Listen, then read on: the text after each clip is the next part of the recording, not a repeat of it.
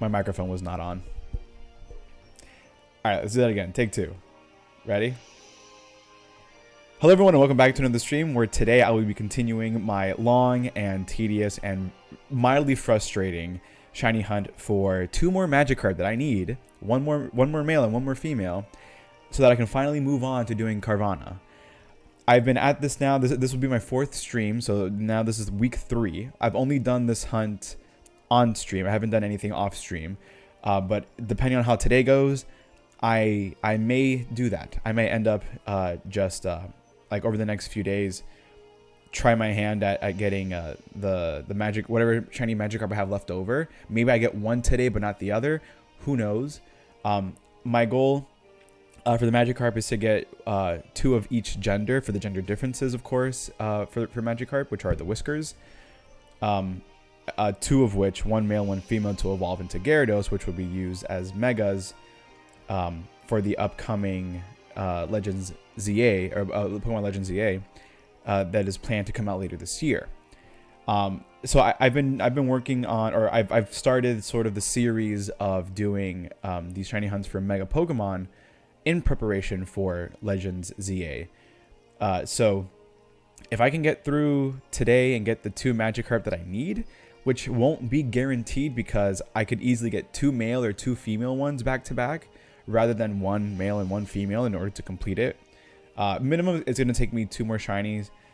Maximum, it could be hopefully no more than 3 or 4, realistically. Like I think it's doable. Magikarp has a 50-50 gender ratio, so it's not gonna sway more one way than the other. So I feel pretty good about today's odds. I just have to make sure that I do not, under any circumstances, break my chain, because the last 3 streams there were times where if I didn't press the button on the correct frame, I would break my chain. Therefore, I'd have to or my shiny odds get reset, and I'm having to kind of build back up to that chain of 20 to reach maximum odds, which it doesn't. It on paper, it doesn't sound too difficult, but in practice, oh boy, is it not easy. Now, I have had streaks of like almost 100. I think my record is like 80 something, or close to 80. Before I broke that chain, I'm sure if I talk to the fisherman that tells me what my chain, or what my longest chain was, it would be around 80 or more. And I did that, I believe, last stream or the stream before. But we're not worried about that. I just want to make sure that I get to my chain, of 20. Don't break it, and then hopefully get the shiny pretty quickly. One thing that I'm going to do here real quick before I forget is to put my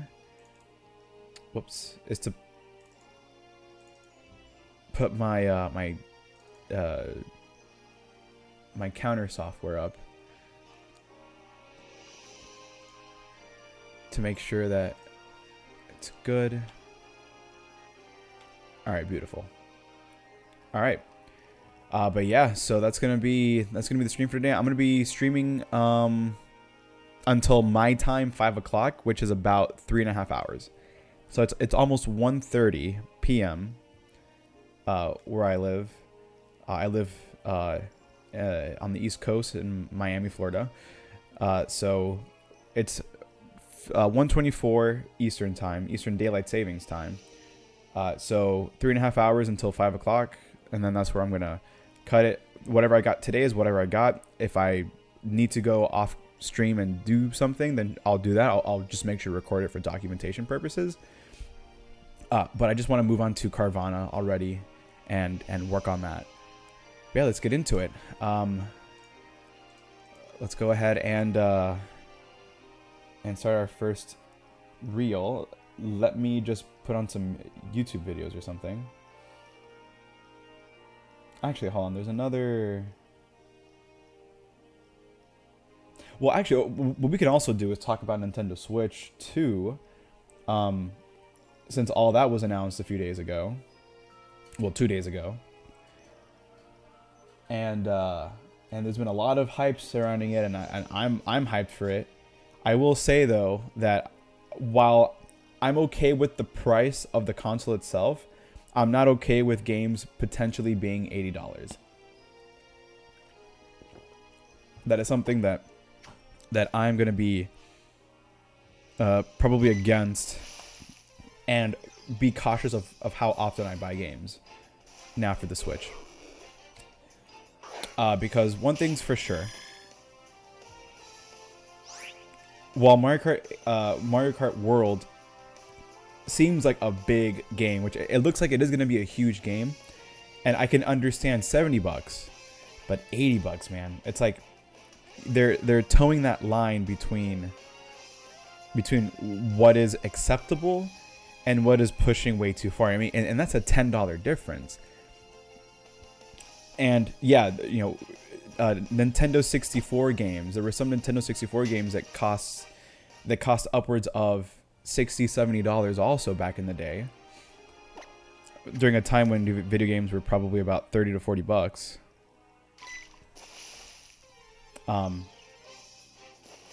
But it is towing that line. So I don't know if maybe if we get DLC for Mario Kart World, which will probably happen, but that won't be for like either at the very end of the year or sometime early next year that we'll get DLC. I think that it should be either much cheaper than what the 8 Deluxe DLC was, which was like $25. If it ends up being, I broke my chain already. If it's gonna end up being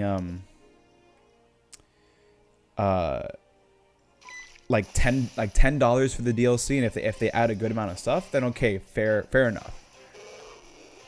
I just don't see where we're gonna pay $80 for a game and then potentially up to $30, let's say, for DLC. So you're already spending $110 on a game. Now, of course, if you have the NSO Plus expansion pack,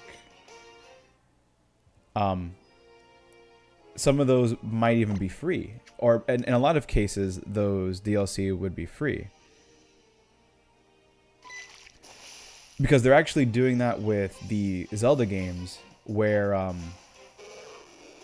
if you have NSO Plus expansion pack, plus the expansion pack, or expansion pass, whatever it's called,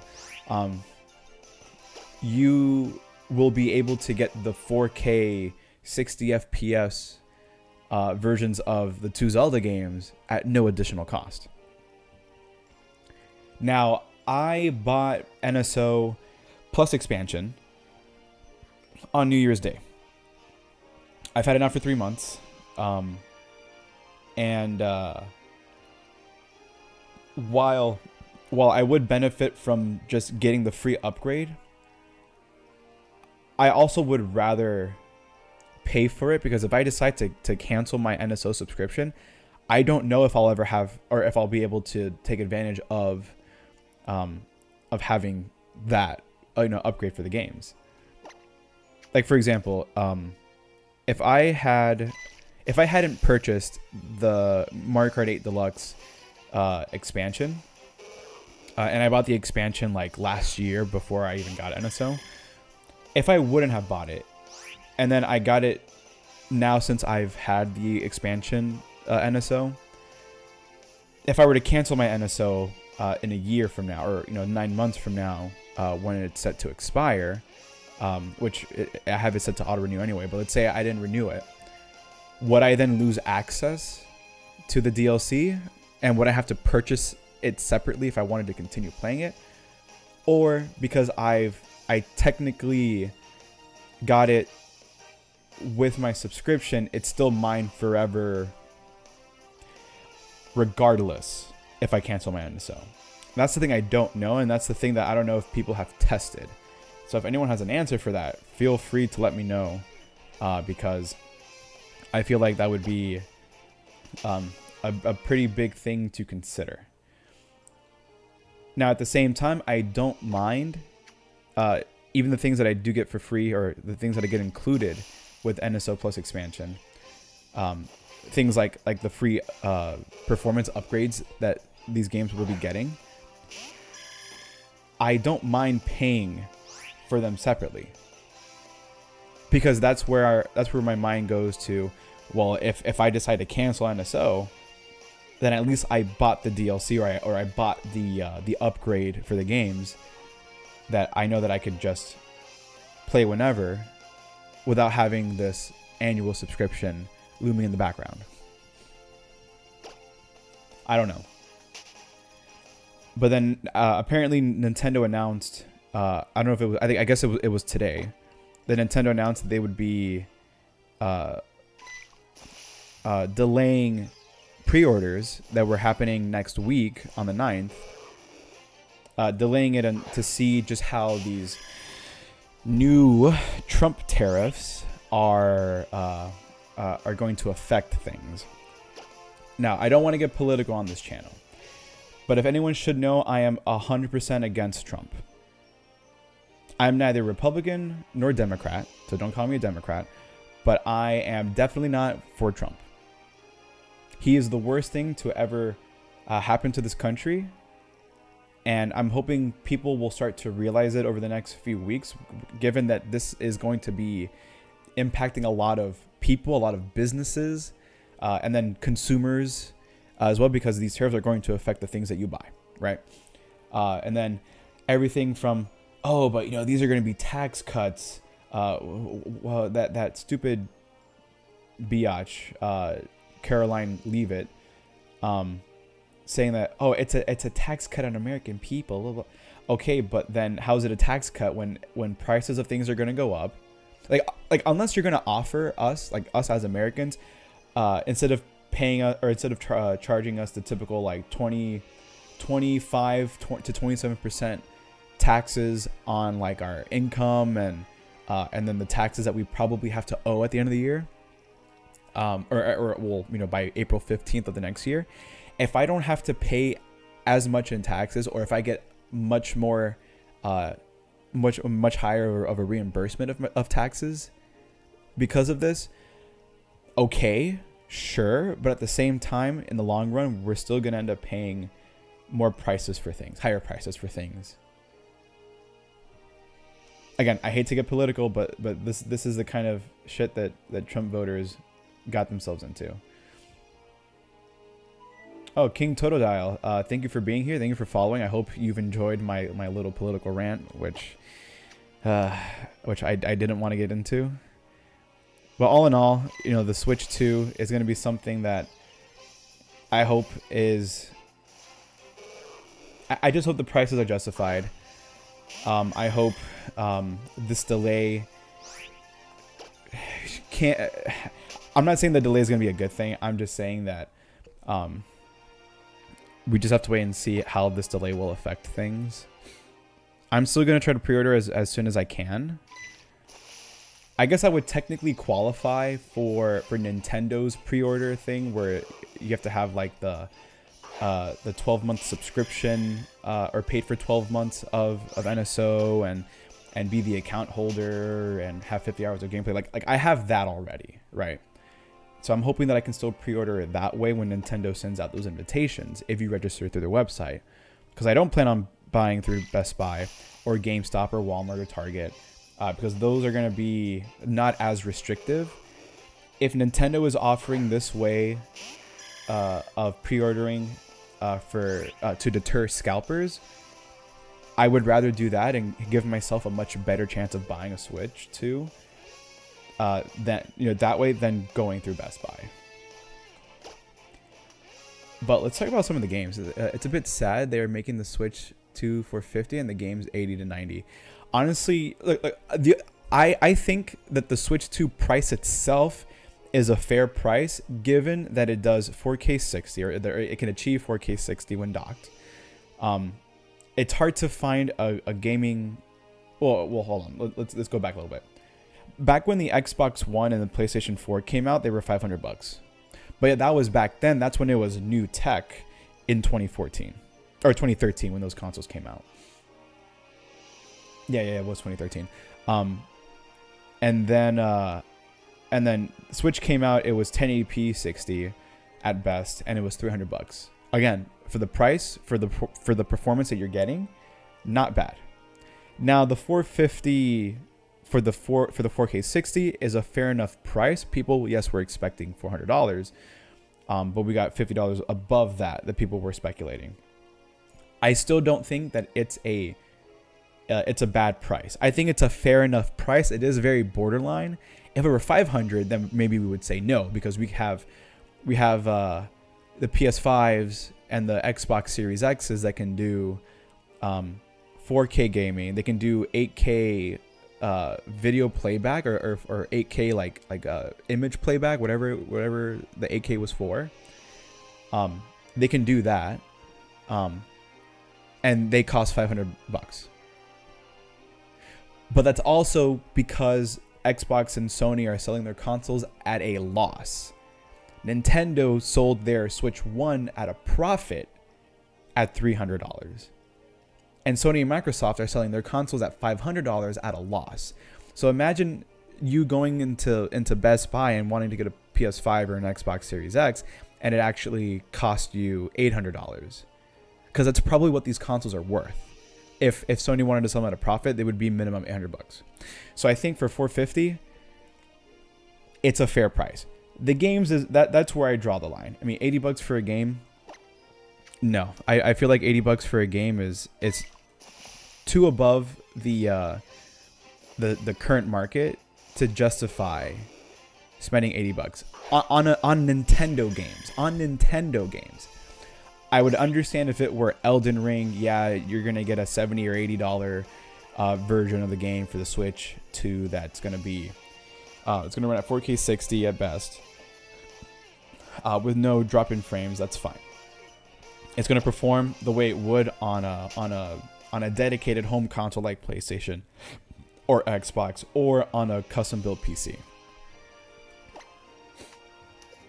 Those games I expect to be. I expect to cost as much as they probably already are when you go into the store to buy them for $70-$80. But $450 is a fair price, fair enough price. It's again borderline, and then $80-$90, that's the issue. Highest price for a game I feel like should be $70 for the cartridge, and $60 for, exactly. Now in some cases apparently. Because people are saying that, well, I think Donkey Kong Bonanza, I think that one was confirmed to be cheaper digitally, right? Or I could be wrong. I don't know if it was 70 physical or 70 digital, and then 80 physical. Either 80 physical, 70 digital, or 70 physical, 60 digital. But I saw somewhere that it is going to be a little bit cheaper for the digital version. It might be like on the European website or the UK website. But I've been watching videos on this stuff for the last couple of days, and that's apparently what it's going to be, or something along the lines. Like it's going to be cheaper in some cases for digital games, using Donkey Kong as an example.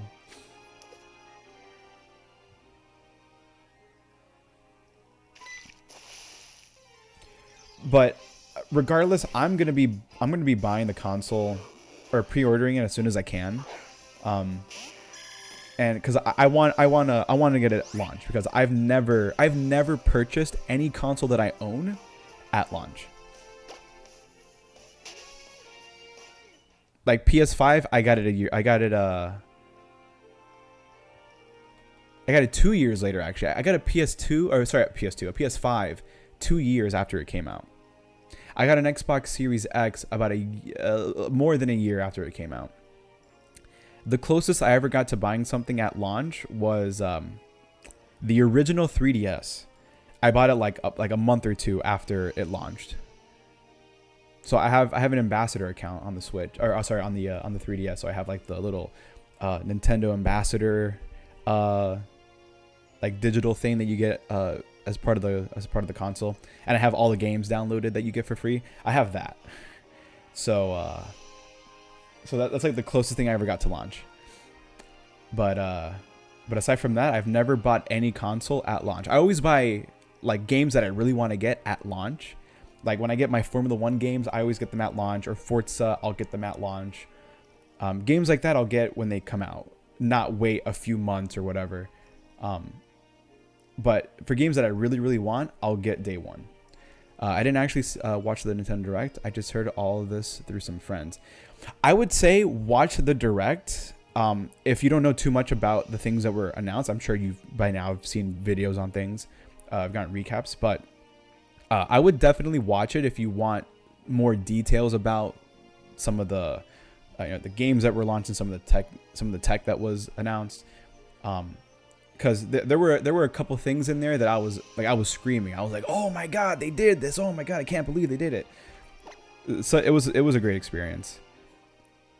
But I would definitely recommend going and watching it if you can. It's just over an hour. It's like an hour and 2 minutes, hour 3 minutes. But it was pretty cool. And then they also did a stream yesterday in Nintendo Playhouse where they showed off Mario Kart, Donkey Kong, that switch to that demo game that kind of shows you or shows you the features and like gives you information about the Switch, which is a paid game, by the way, a paid demo game. See, Donkey Kong, Mario Kart, and Metroid Prime. They showed those off. I'm excited for Metroid. That one is gonna be sick. And you can play it at 120 hertz if you wanted to. That's insane.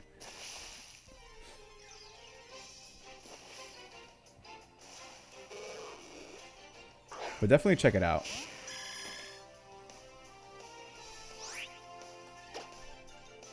I think the mouse functionality will be one of the best things, like one of the best features of the console.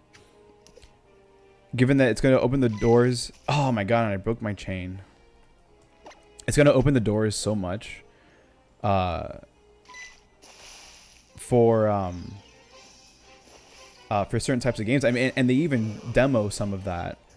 Well, a little bit.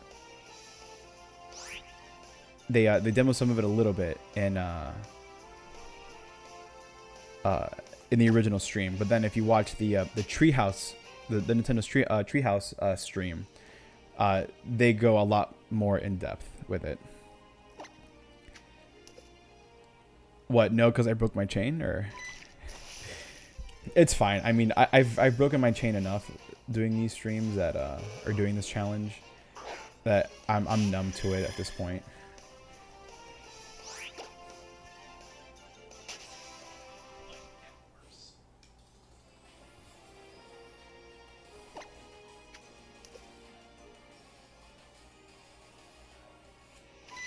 I'm also going to be watching YouTube videos in the background.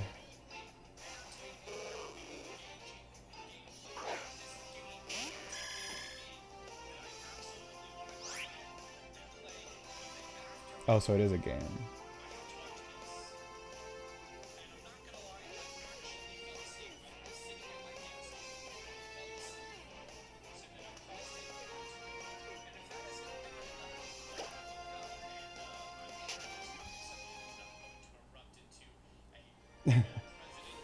No, then apparently well, I don't know if they're still streaming, but they were doing more streams today on Nintendo's YouTube channel.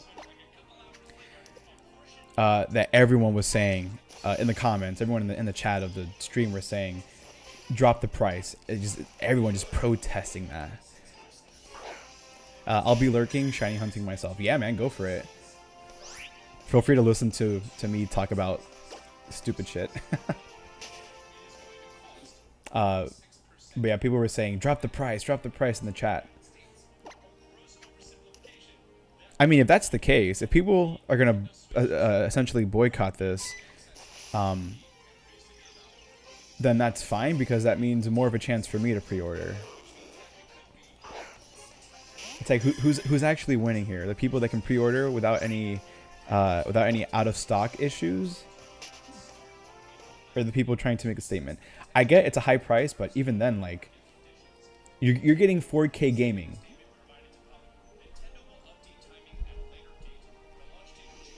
I think it's a fair price.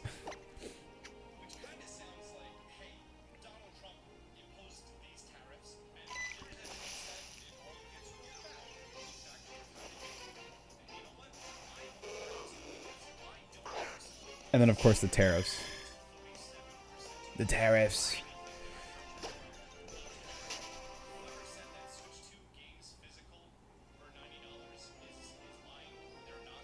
Yeah, they're not $90.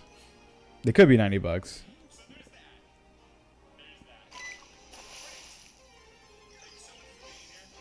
Oh yeah, I mean, yeah. With these tariffs, they could be $90. Oh, back from an ad. Sorry. I don't know what you would have. I don't know what parts you heard or what you didn't hear, but.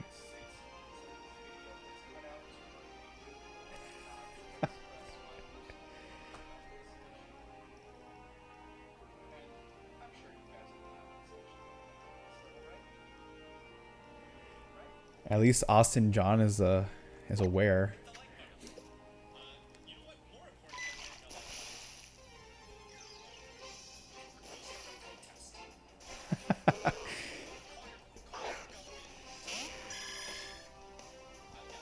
Tell him to what?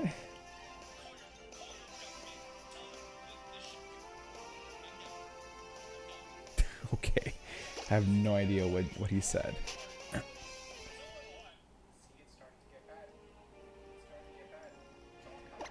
Dude, what a time to be an American citizen, honestly, at this point. Again, try not to get political, but you know, sometimes it's hard not to.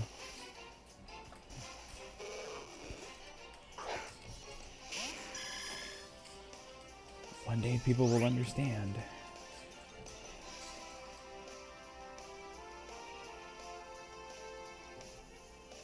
Alright, let's see. Let's watch a Sunbro video. It says, I didn't hear anything you said in the last minute. No, I was just saying, like, that this video I was watching by Austin John. He was saying in his video how, oh yeah, whoever said the games were gonna be $90, we're lying. But given with the tariffs, it'll probably end up being the case anyway. In some cases, not every case, but it could still happen. That's pretty much what I was saying.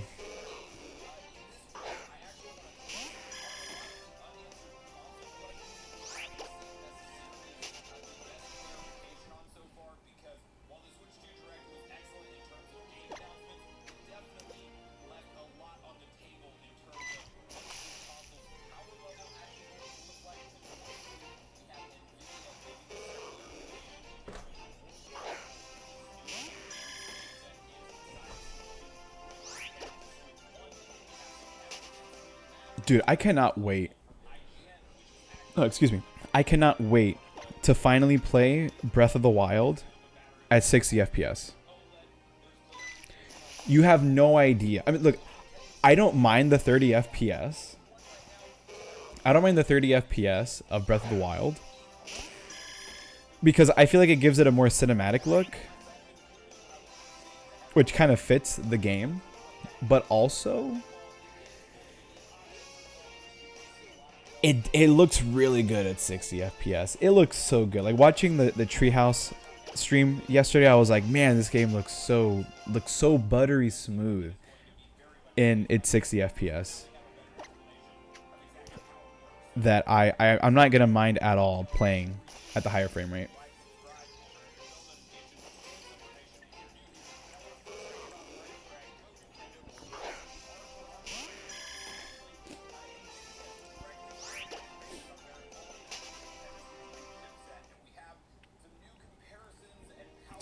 So it has AI powered DLSS ray tracing and 4K. It has ray tracing? What?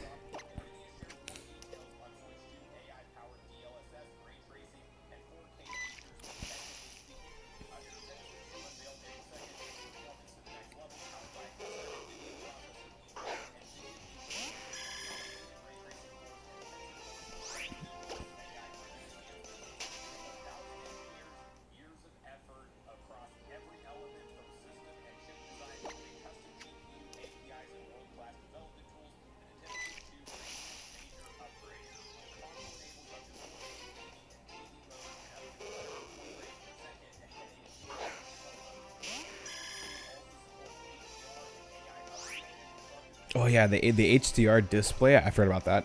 Oh man. I mean, given that I usually play my Switch in lower light settings, not like out in broad daylight, it's not gonna make much of a difference for me, but it is gonna be nice.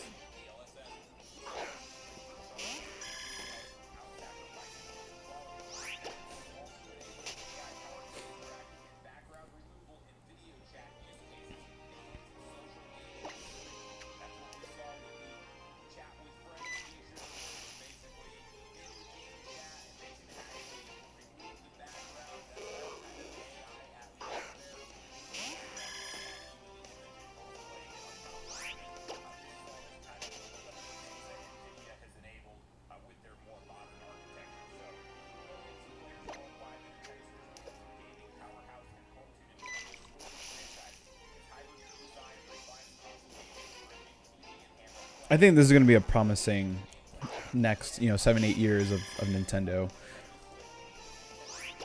As much as people are against it, I'm just happy to have like high performance gaming from a Switch.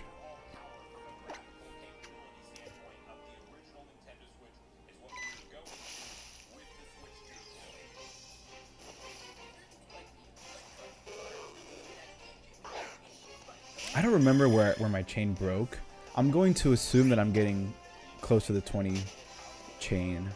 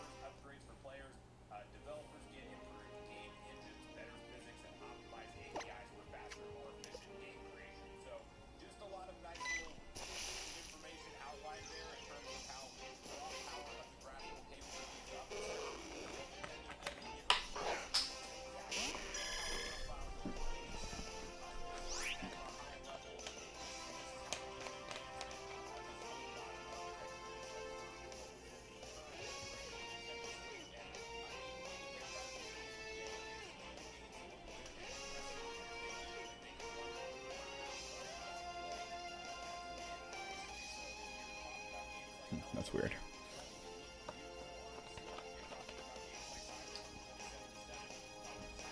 Oh yeah, dude, Cyberpunk. I wonder how Cyberpunk's gonna run on this. Like in terms of the actual visual graphics of the game, I wonder how those are gonna look on the Switch. Like, is it gonna look as good as like a PS5 or Xbox Series version, or is it gonna be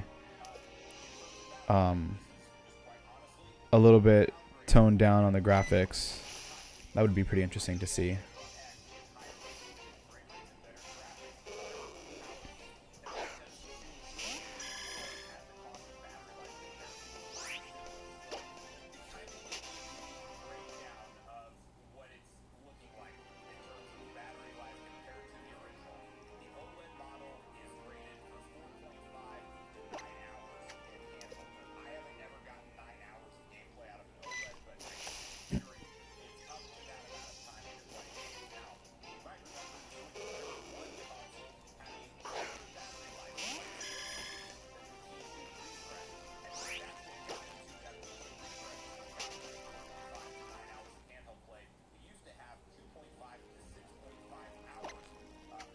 I have a version 1 Switch with the worst battery life. The fact that a Switch Lite had better battery than a V1 original Switch is insane.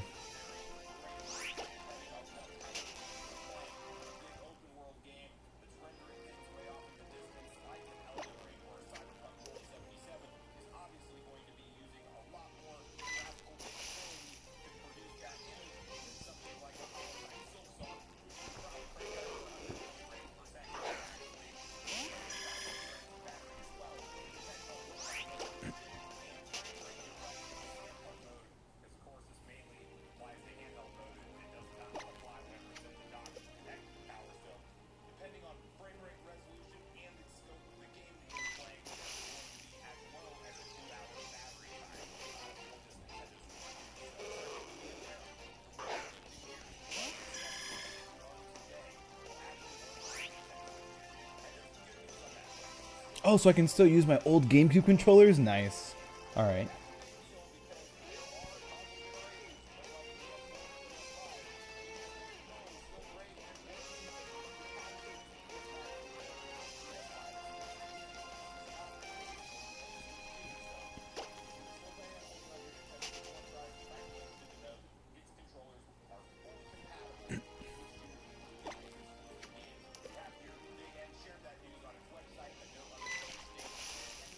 Man, if there's one thing that I'm excited for with the Switch 2, it's the GameCube emulation. Oh my god, that's gonna be so much fun, man. I grew up on GameCube. That was my like first and most played home console as a kid. Sometimes I still play it to this day. And the fact that they're bringing Pokemon Coliseum and Pokemon XD Gale of Darkness at a later date, it makes me hopeful. And I really do hope that this happens. I'm hoping maybe Pokemon have a present in August like they typically do. Like later in the year, August, maybe September. Where they say, hey, by the way, we're bringing classic Pokemon games to the Switch. Either via you pay $10 a game for it, or it's included with NSO plus expansion. I don't know how it's going to work. But where they essentially bring... all of the Game Boy era games, so Game Boy, Game Boy Color, Game Boy Advance, they bring all of those games to either be purchasable on the eShop, and you can buy it and own the game instead of relying on the subscription to NSO, or they do bring it to NSO, and you can only play it through their emulators if you have NSO, or NSO plus expansion if you want the GBA games. Because they have the stadium games, and they're going to bring the Coliseum and Gale of Darkness XD. If they're bringing those, part of me really wants for them to release the handheld games, because they all connect to those games respectively, you know, of their generation. They all connect to those games where you can use Pokemon from within those games and use in the N64 or the GameCube games. They have the chance to do it, and I hope that they deliver on it. If they don't do it by their next Pokemon Presents later this year, I'm giving them until Pokemon Day next year.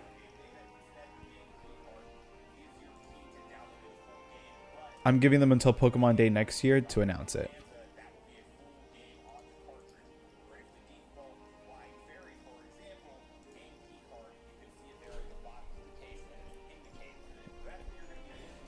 Let's see, Fabled Phantom. Yeah, man. I'm really hoping. They can deliver on that stuff. But yeah, GameCube, it's about damn time, dude. It's about damn time. I wonder why I can't see my see if I refresh it, can I see it? No, for some reason I can't see your chat here in my Streamlabs. I can see it right above my head here, but I can't see it where the stream chat is. Maybe because I didn't have the multi-stream tab on. But I don't know. We'll see what happens if you send something else, since you're coming from YouTube.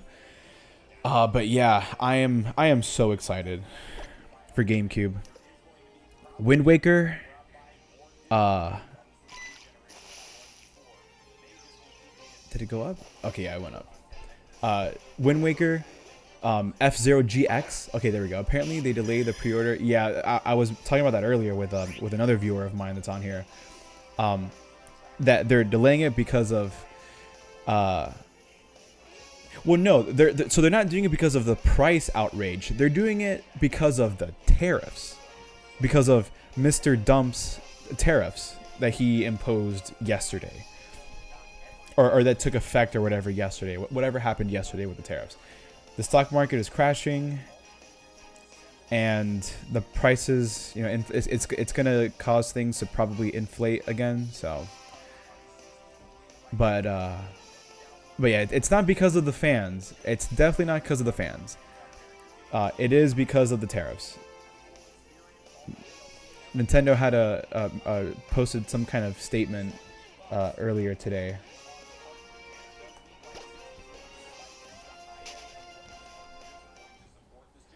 But it kind of sucks the you know that, well, the April 9th pre-orders. I'm assuming that the May 8th and the May 8th pre-orders from Nintendo's website are going to be unaffected for now. But the ones that, like the pre-orders that were happening next week, those are going to be delayed, probably, or most likely. That are confirmed delayed. We're going to wait until, or Nintendo's going to wait until how the tariffs are going to affect things. But it does suck. It does suck.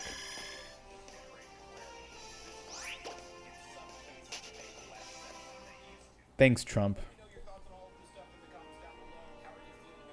Can you see my thumb? No, you can't even see my thumb.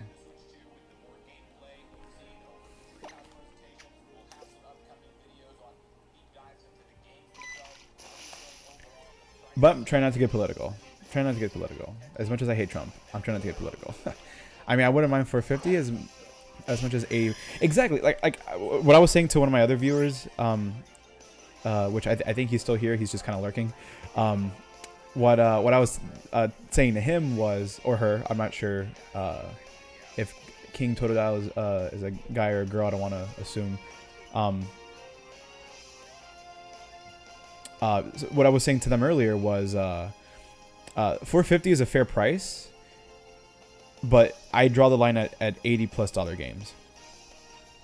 If 80 means I get free DLC in the future, sure, why not, right? But we all know that's not going to happen.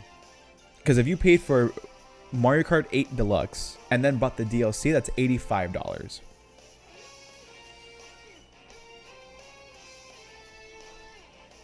So I don't think we're going to get free DLC.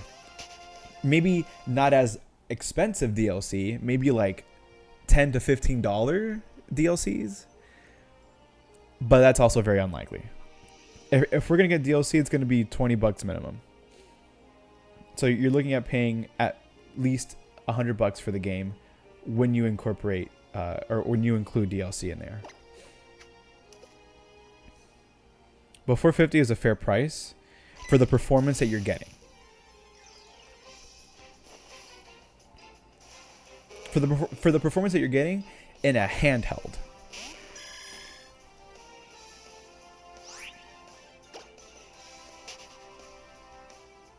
Because then when you compare it to like a Steam Deck or a ROG Ally or any of those other handheld PCs, they are around the same price, if not a little bit more. What's funny, the C button on the Switch 2 will be rendered useless unless you pay. Exactly. Yeah. That's one thing that I saw someone talk about in a video yesterday.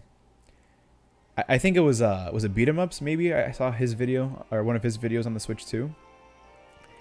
Or it might have been someone else. Oh, you know what? It might have been Penguin. It might have been his video. That he said that that the button would be rendered useless. Once that time comes around, if you don't already pay for NSO. But yeah, that's crazy. I think the way that Nintendo should do it is for chat, for just strictly chatting, that should be free, it should be included. Why pay NSO? But if you want the video chat option, or if you want the game sharing thing where it's like you have your screen and then you can see the screen of your friends and what they're playing, that should be included with NSO. But like just to talk to friends,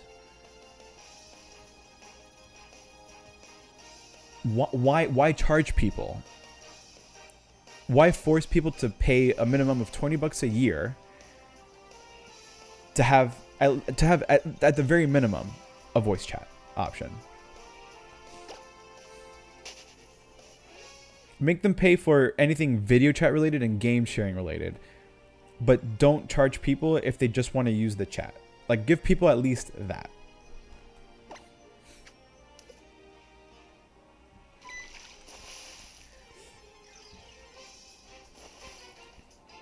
But at least you can use any webcam. So instead of paying $50 for the Nintendo one, you can just buy a $30 Logitech one. Or if you already have, a webcam, just use that.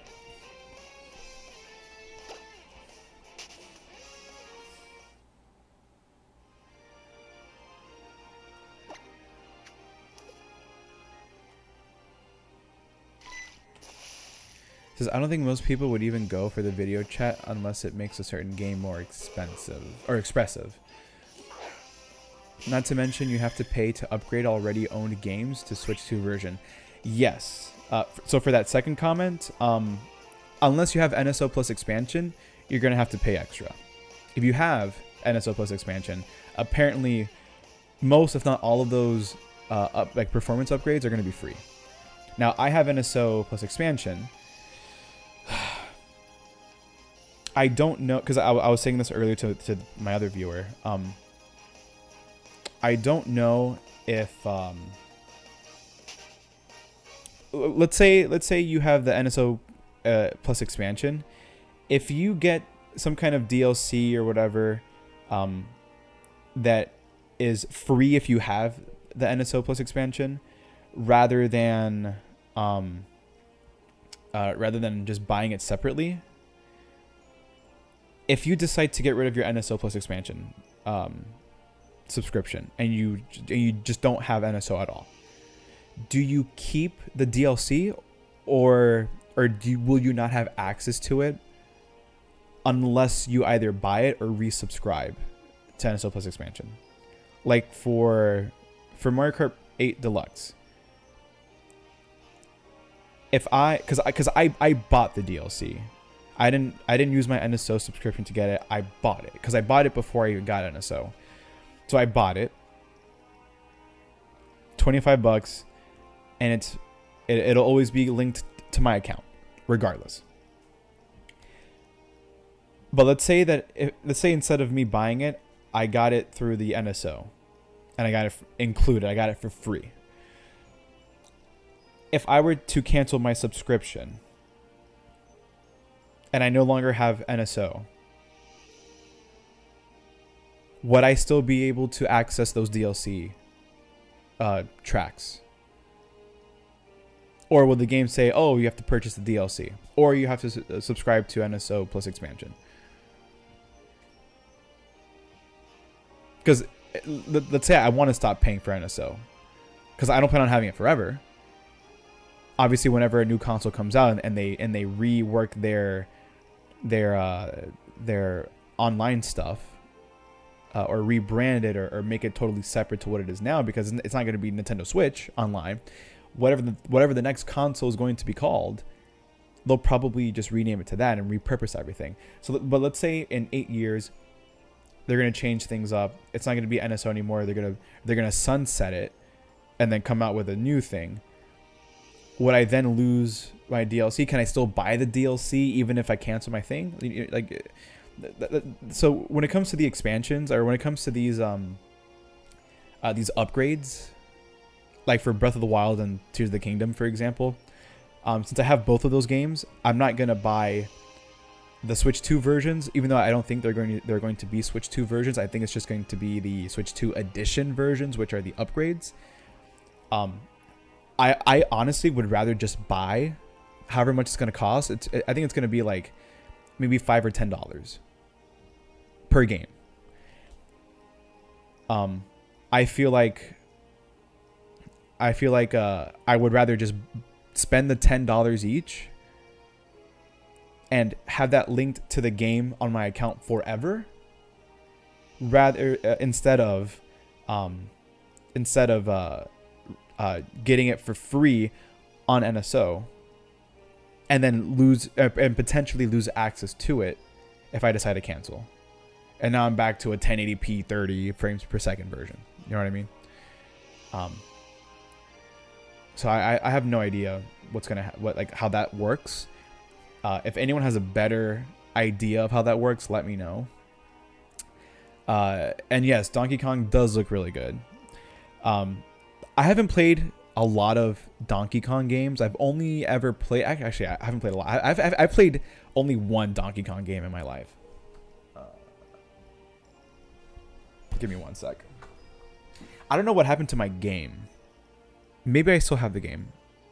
Actually, no, I don't even have the game anymore. I think I lost it a few years ago.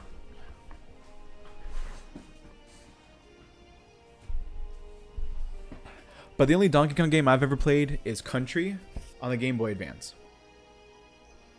I have the guidebook. I just don't have the game because I lost it many years ago.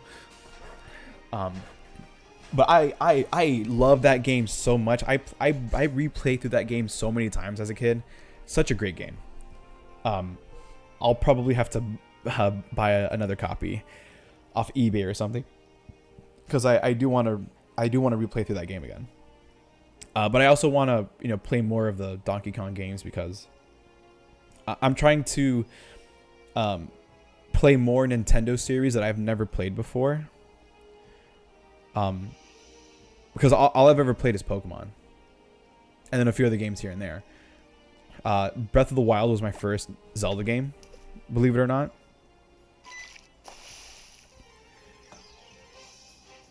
I've never played any other Zelda game. The only Mario games that I played a lot as a kid were Galaxy and Galaxy 2.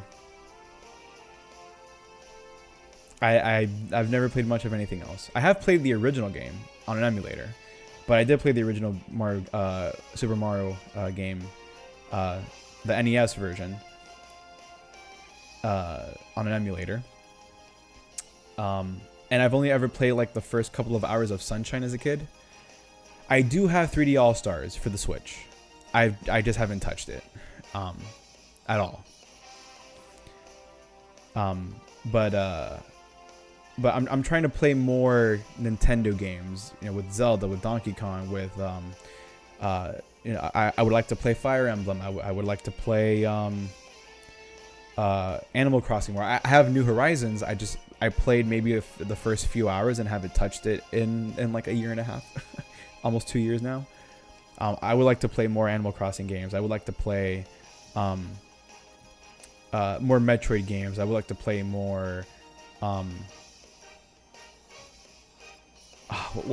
there's another series that I'm blanking out on. Pikmin, and what else? Kirby, things like that. What Nintendo game would you expect to come from Switch 2 later on? Ooh.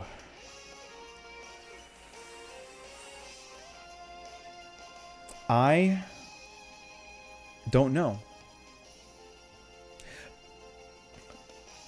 Oh, okay, what I would expect. Okay, I misread it as what I would hope for. What I would expect. Okay, definitely a 3D Mario game. 100%, that's going to happen. Probably like 2 to 3 2D Mario games. What's up? No. Yeah, No X83. Thanks for being here. We're here doing some training hunting and talking about Switch 2 stuff. So I expect at least one 3D Mario game, maybe 2. We might get 2. Dude, if we get Galaxy 3, if we get Super Mario Galaxy 3, I will lose my shit. I will actually lose my shit. We need a Galaxy 3 game. I don't care what anyone says. Galaxy 3 needs to happen. All right, I will lose my shit if that happens. But we need, I would say, 2 3D Mario games, something like an Odyssey game, and then something like maybe a Galaxy game. I expect a Smash Bros. Game, obviously. I mean, every generation of home consoles since the N64 has had a version of Smash Bros. We got the original Smash Bros. On N64. We got Smash Bros. Melee on the GameCube. Smash Bros. Brawl on the Wii. Smash Bros for Wii U, on the Wii U and 3DS also. There's a version for that, and then Ultimate on Switch. We're gonna get a Smash game, hands down. Like that's gonna happen maybe in like 2 years, because since we have Kirby Air Riders coming out sometime this year, I think sometime this year. I would hope that Sakurai is gonna work on Smash after this, or maybe he's already working on Smash. Who knows? Yeah, Galaxy 3 would be amazing. I want that to happen. And I would like remakes and ports also of some older games. Especially Prime 2, Metroid Prime 2 and Metroid Prime 3. Like bring those, like port those over as remasters to the Switch, just like Metroid Prime 1. Like let's do that. Earthbound, I've never played Earthbound, but I would like to have like a modern Earthbound game that's for the Western market, because Mother and Mother 2 I think were Japanese only, and I think Mother 3 came out in the West as Earthbound. Is that how that is? Is that the story? Like one of the games came over to the West as Earthbound, from the original Japanese Mother. But I would like something like that to experience what those games are like. I know you can get those games with like an English language mod on them, but it's not the same. You know, the translation's not going to be perfect. But it would be cool to have like a remake or a remaster of the old ones or something. That'd be nice to have. I expect for there to be, if there's enough hype around it, given that the GameCube emulation is coming, there needs to be a new F-Zero game. Something like GX, which I haven't played too much of, but something like GX for the Switch 2 would be sick. Would be insane. I will go crazy for that. I would go crazy. Even though I've never played F-Zero, just maybe the first little bit of GX. I've always wanted to experience those games. I've never experienced a game brand new, but I would love for that to happen. And so dreamers be winners, dude. Like I think these are reasonable things to expect. You know, between the Mario games, between a Smash Bros game, what else was there? We'll probably get either another Pikmin game, maybe, or we're gonna get an Animal Crossing game. We're gonna get one of those. We're gonna get one of those. I don't know if we're gonna get both, but I feel like we're gonna get at least one of those. Hopefully F-Zero. And then what was the other one? Earthbound would be cool. Mario Galaxy would be awesome. I don't know what else. Aside from Kirby Air Riders, I'm sure we're gonna get like a Forbidden Land esque type of Kirby game also, like in like 3 or 4 years. Maybe another Donkey Kong 2D platformer. I don't know. Yoshi, I haven't played the Yoshi game, but I know like some of them like Yoshi's Woolly World was well liked among people, so I'm sure something in the realm of that would get a sequel, or just anything in the Yoshi world would get some sort of a game for it. I don't know what else. I don't know what else. I mean, things that are going to be guaranteed are like, we're going to get the 10th generation of Pokemon and maybe like 2 or 3. Oh, you know what? You know what? Pokemon Mystery Dungeon. Mark my words, we're going to get another Mystery Dungeon game. I feel like Mystery Dungeon is popular enough that Game Freak will make another Mystery Dungeon game.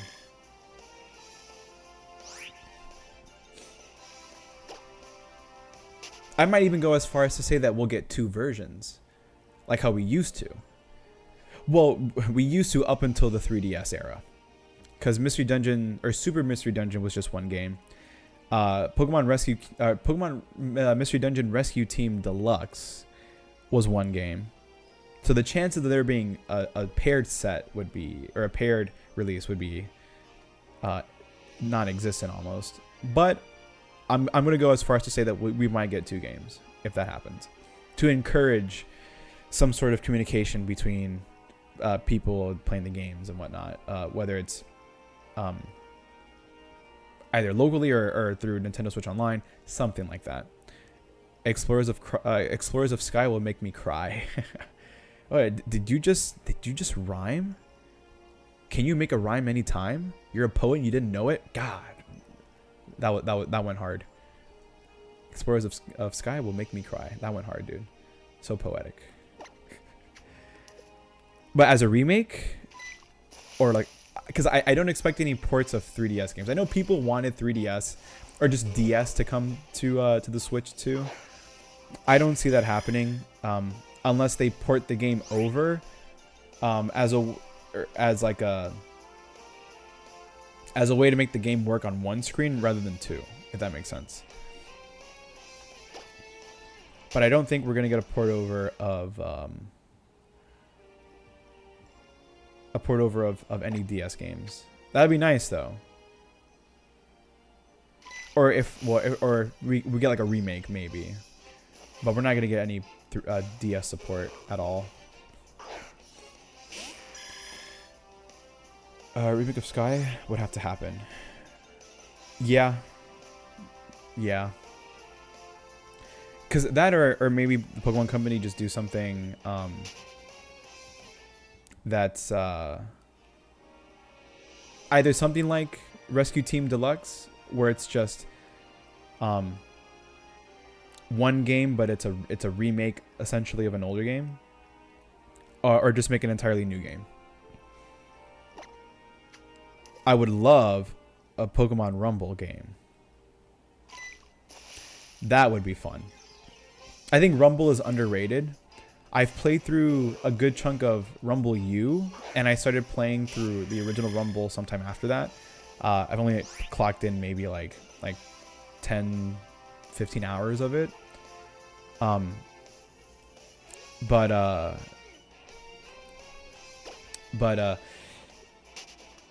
I would like to see it come back, and I would like for them to include or to have the ability to find shiny Pokemon, because that hasn't happened since the original one. You can hunt for shiny Pokemon in there. In Rumble U, you can obtain shiny Pokemon through codes, but you'll never be able to hunt for them while you're playing through the game, which was stupid. And then ever since then, shiny Pokemon pretty much don't exist. But how would DS ports work with the dual screen? Well, that's what I'm saying. Like if they do bring over DS games, like not porting it over like because the way I'm thinking is, if they port it over, it would just be all controlled with a remote, like an actual remote control, with a game control, either the Joy-Cons or a Pro Controller, whatever it may be. You'll have to do everything that way, unless they have where you can, in handheld mode, use your finger and, like, let's say your Pokemon Ranger comes to the Switch 2, or like to the Switch of the Switch 2. Then, like, on handheld mode, it'll be like a split screen, and then you can use your finger to circle around Pokemon and Pokemon Ranger. That's what I would think would happen. I don't think it will. So, but when I meant port, I meant more like they optimize it for the Switch, for a single screen instead of a dual screen, obviously.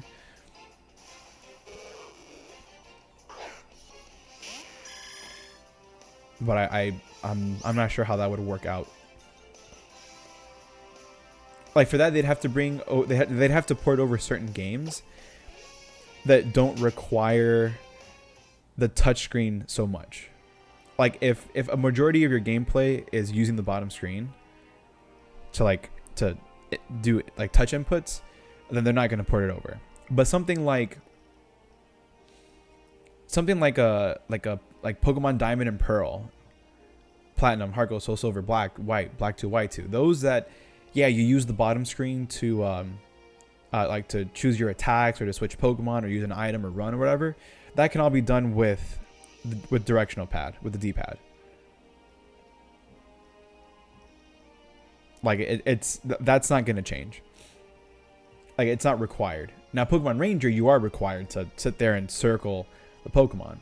But for something like a main series Pokemon game, you just use the D-pad and the A and B buttons to do everything. So they really missed the opportunity to make a new Ranger game on Wii U. Yes, they did.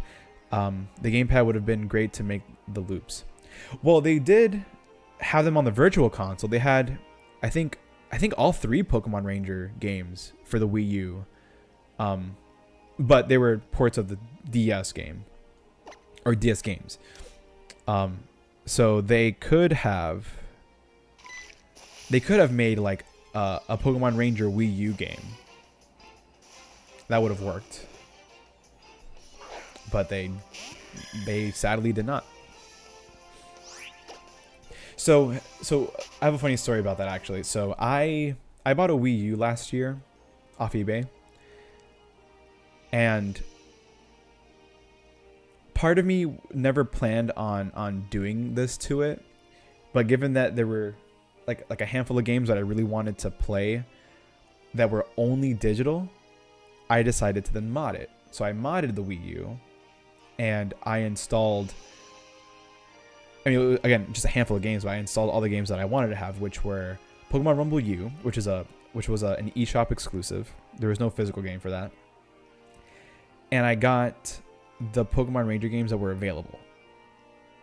So I got those. I downloaded them from my computer onto an SD card and put the SD card in the Wii U, and can play the games that way. So I can do that. And then the same thing for the Wii. So I bought a modded Wii for like $50 or $60 off eBay. So now I have 2 Wiis. But the modded Wii, I did the same thing. I downloaded Pokemon Rumble. Oh, so yeah, Pokemon Rumble, and like a couple of other like a historic like digital exclusive games, and that I want to play and put them on there. So Shadows of Almia was the best one. I have not played it. Do I have it? I think I have. I have all 3 games. The first Ranger was my original Ranger. I've had that one since I was a kid. I played through that one like 3 times. I never claimed the Manaphy egg, so I still have the Manaphy egg on my cartridge. So that's something that I would like to do one day. That'd be an insane shiny hunt to do. Just, you know, that would be an insane shiny hunt. I don't know if I would attempt it. I do have the ability to do it, but I don't think I would ever actually do it.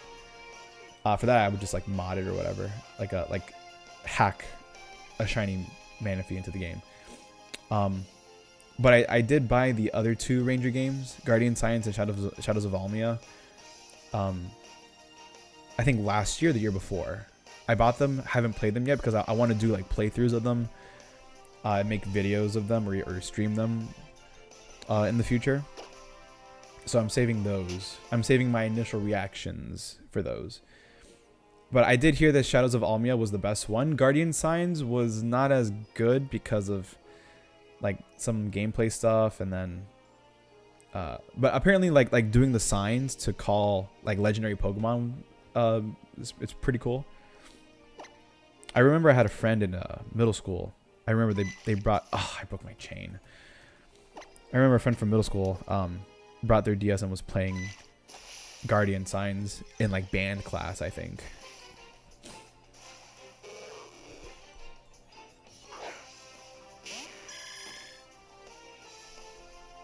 That was the only like little taste of that game that I ever got.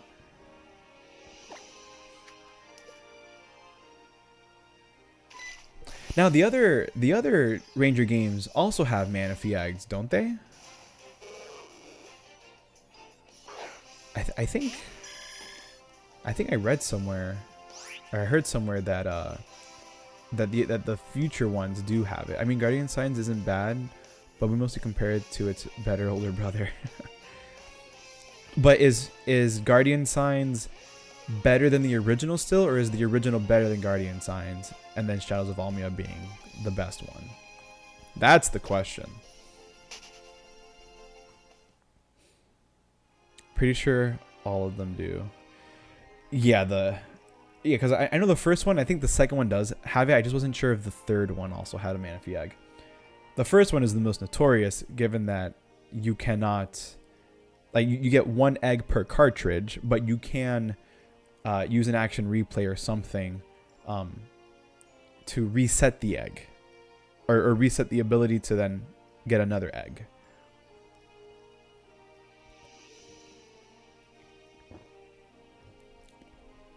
But I still haven't claimed the egg. That I know for sure because I never did it. I would have known if I did, but I never did.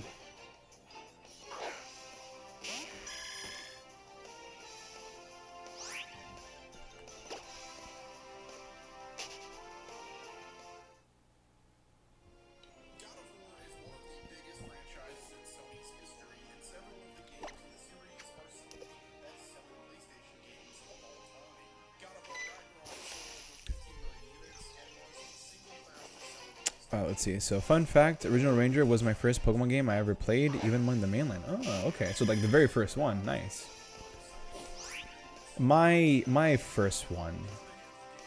Well, I'm sure you've been in streams when I've mentioned it, but my first one was Emerald, and I still have that original game, like that original cartridge with the box. So I've got $500 worth of Pokemon Emerald sitting in my possession, plus another copy of Emerald, so another $250, give or take. So $750 worth of just 2 games. See, now that's a flex. That's a flex. And I paid for none of it. My mom bought my original one, and then a friend let me borrow his Emerald, back in elementary school. And I just never gave it back. Not because I was like, oh, it's mine now. It was more like I forgot to give it to him and he forgot to ask for it. And then years went by, I'm like, oh, well, I still have it. Oh, look at that. Oh well, it's mine now.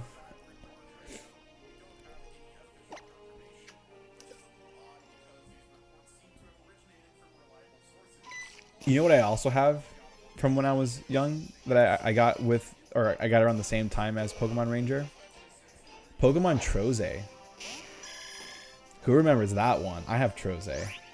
I don't have Battle Troze, but I have Troze, the original Troze. And I still haven't beaten it. I remember, oh God, I want to say it was like well over, like close to 15 years ago. I decided that I wanted to play through the game and beat it. And I got stuck on the last level, like in the story. And I rage quit way back when, and I haven't picked up the game since. So I still have my save file where I'm on that last level. Maybe one day I'll finish it. I have it sitting in my pile over there on the floor on my left side. It says the nostalgia is strong. Would you ever sell such an expensive old game? Hell no. I don't care if the game was worth $10,000. I'm keeping it. Because I care more about the experience of being able to play the game than how much money I can make off of it. I keep my games for a reason. I still play them. Or I'll pick them up every once in a while, even just for a couple hours a day, whatever, and play something. But I always play the game. Brother, there's a lot of games you need to either play or beat. I know, there's a lot of stuff, man. I'm like Professor Calamitous, if you've ever watched Jimmy Neutron. Professor Calamitous, he never finishes anything. Clearly, I'm him. I never finish anything. But I do need to play a lot of games and beat them. some games I'm waiting for the right time to do it. And others I just legit just forget to do it. Like what games am I playing through right now that I haven't finished? Well, it depends on how you define finish. Like I've been playing through some other games, like non-Nintendo stuff. I've been playing through like the Last of Us series, the Uncharted series. I played through all of the God of War games a year plus ago. Yes, I beat the story for a lot of these games, or for all of these games, but I haven't completed the games.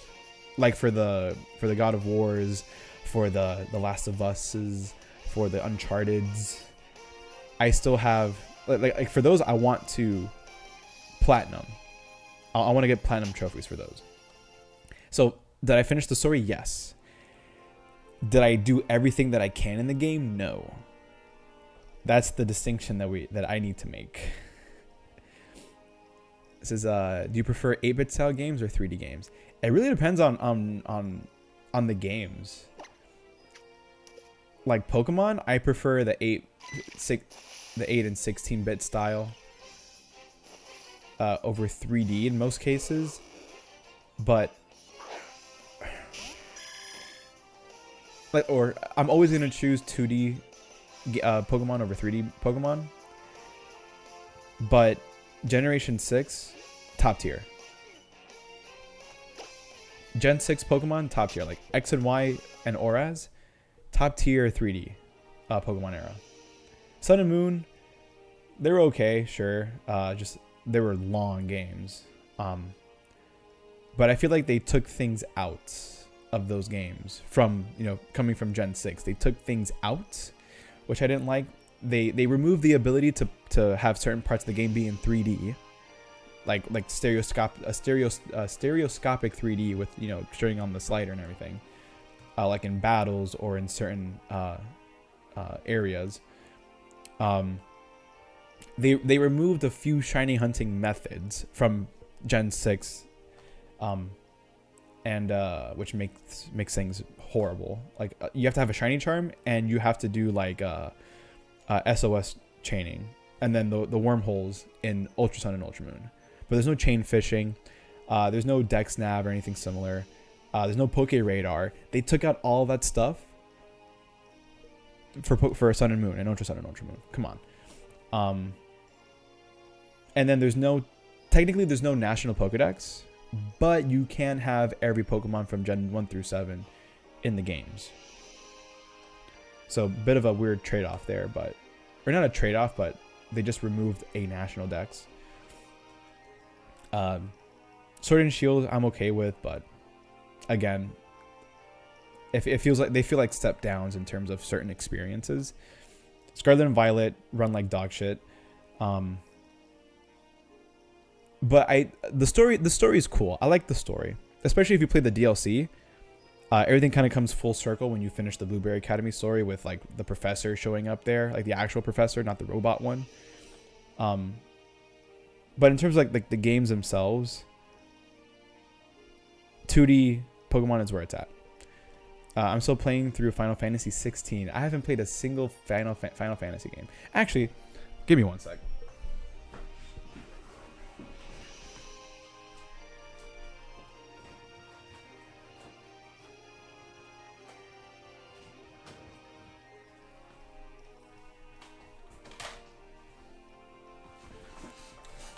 Oh my god, I almost knocked my phone down.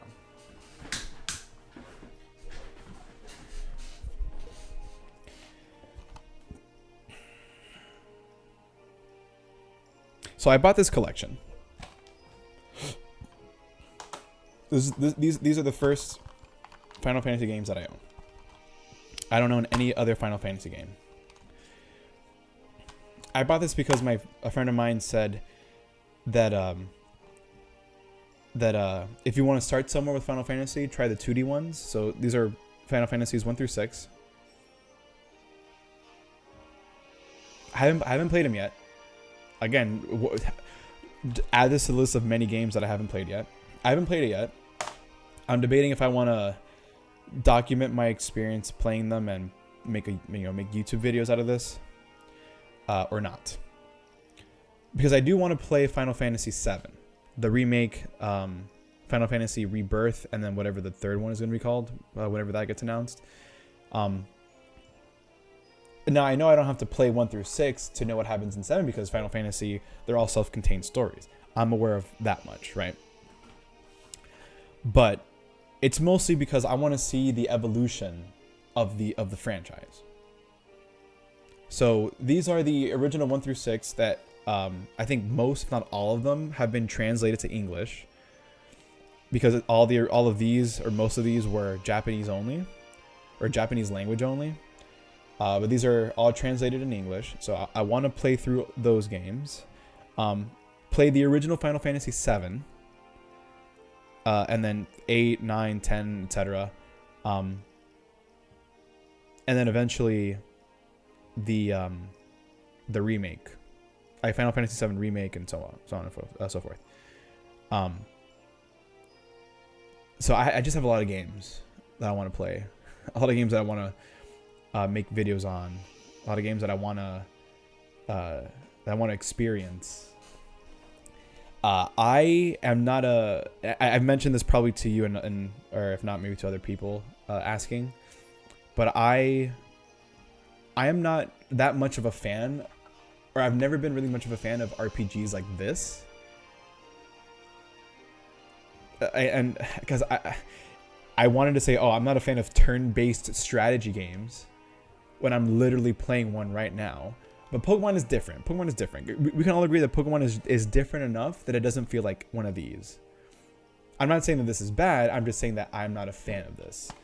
So like this, Fire Emblem, and other games that are very similar, like Dynasty Warriors. I've never played those and never will play those. I know like the Mario and Rabbids game is like that too. So games like that have like this chessboard type of turn-based strategy thing, where it's like, okay, I have to strategically place one of my guys here to attack these guys, and then this person over here to do this to the, like doing that stuff. I think is just far too complicated, like to really get into it. And each series has its own thing to it that it's gonna make things whatever. I've never been a fan of that. Whereas Pokemon is just like you have two monsters fighting each other. And if your speed stat is higher than your opponent's speed stat, you're going to attack first.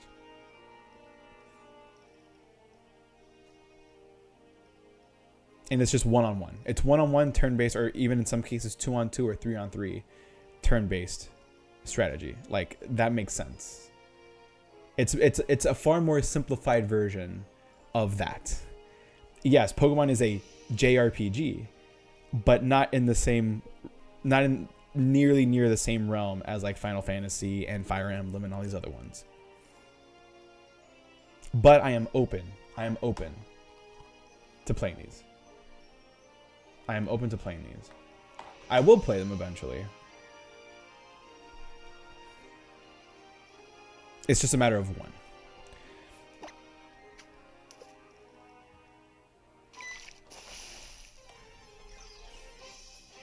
But we'll have to see.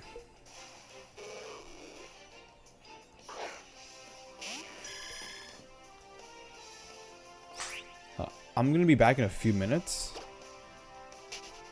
Let me take care of something.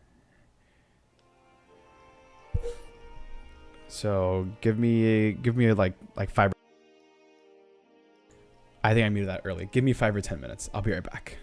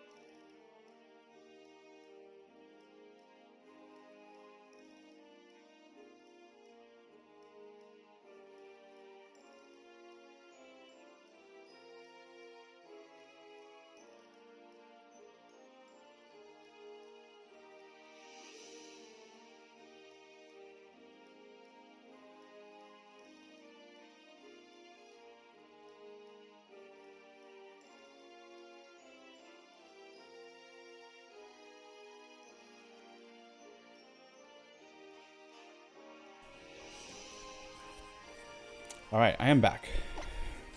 Hope I wasn't gone too long. I don't think I was.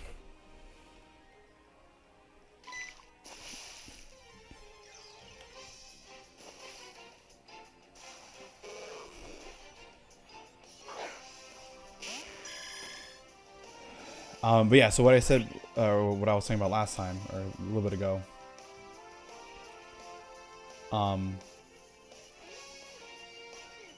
Well, what happened here?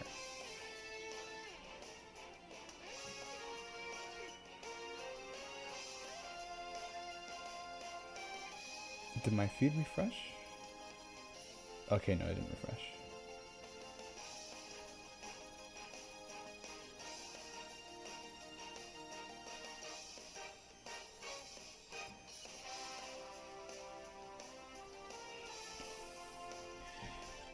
But yeah, so Final Fantasy, a series I would like to play through eventually, to get into that,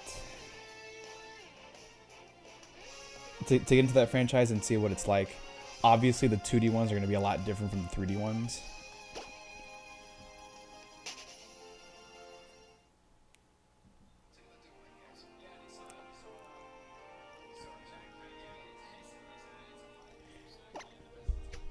But I know it's one of the more popular ones out there, so I'll give it a shot and see what it's like.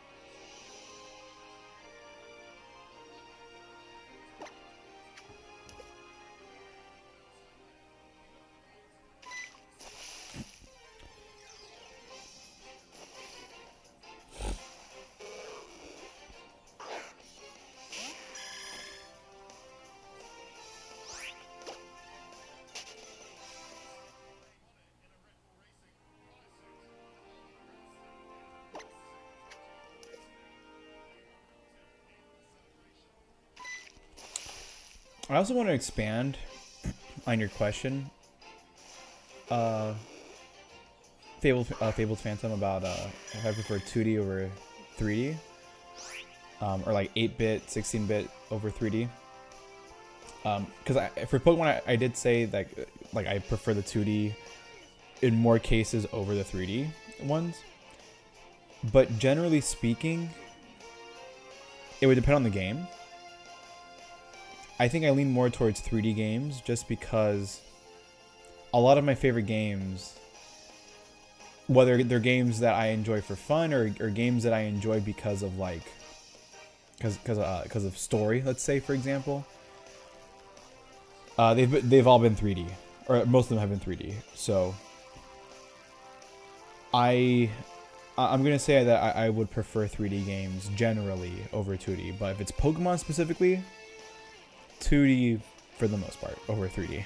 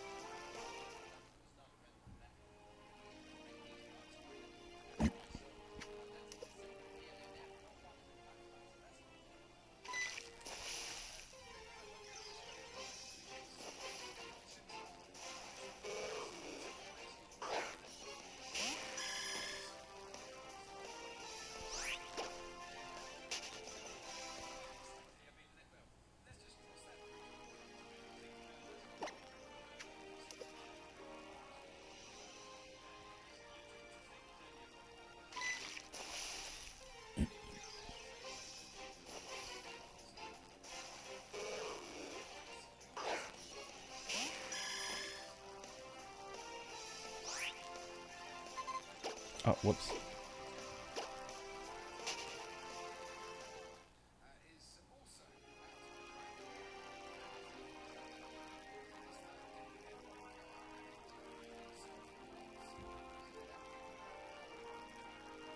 Man, that white Red Bull car looks so sick. I'm watching Formula One practice right now, and man, that Red Bull looks nice. I hate the team, but I love the car.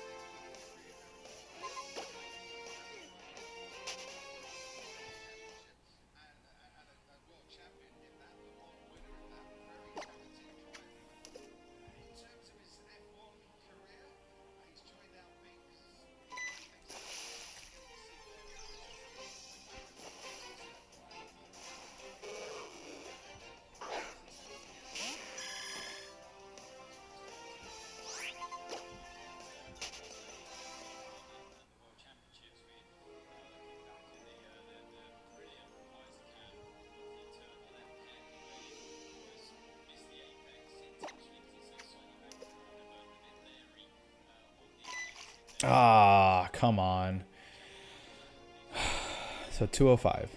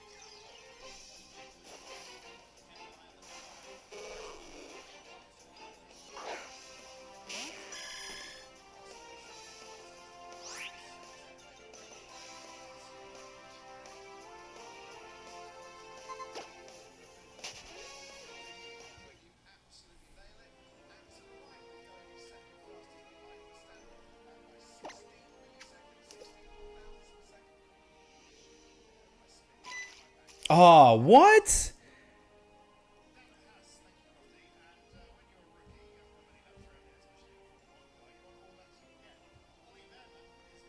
Oh my god, okay, 214.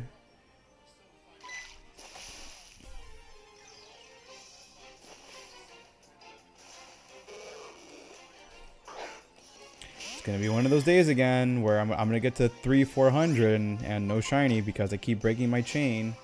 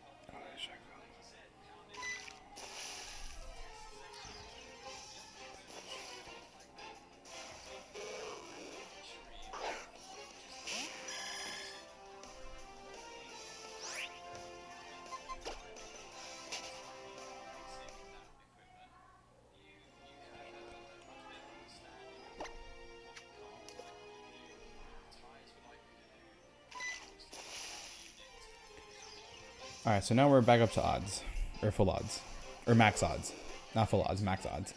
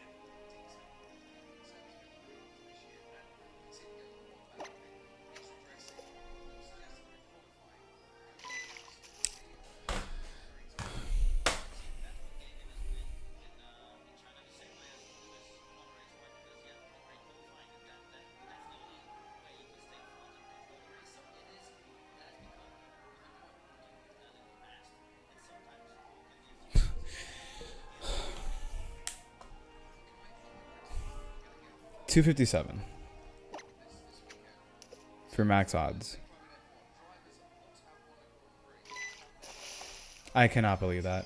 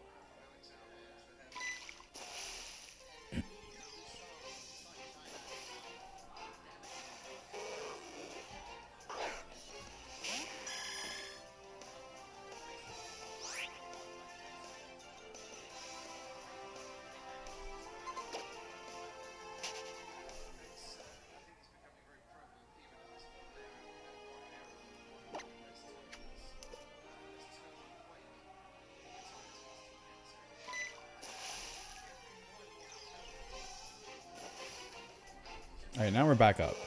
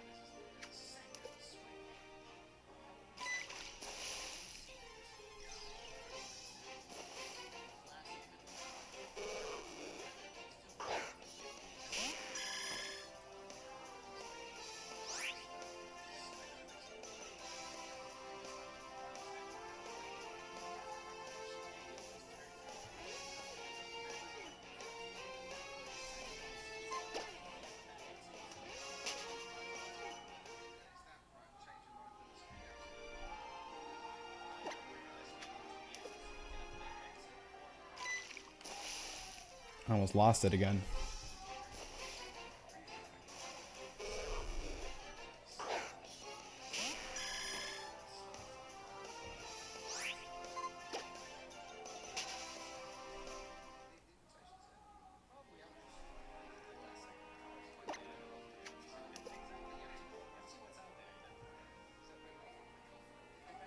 Oh my god, I hit it early. Oh my god, why did I press the stupid button? Guys, see, I jinxed myself on that one. I jinxed myself on that one. That's on me. I screwed up. My god. I cannot believe that.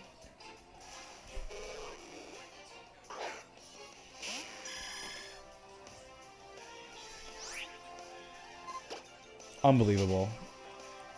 85, 285.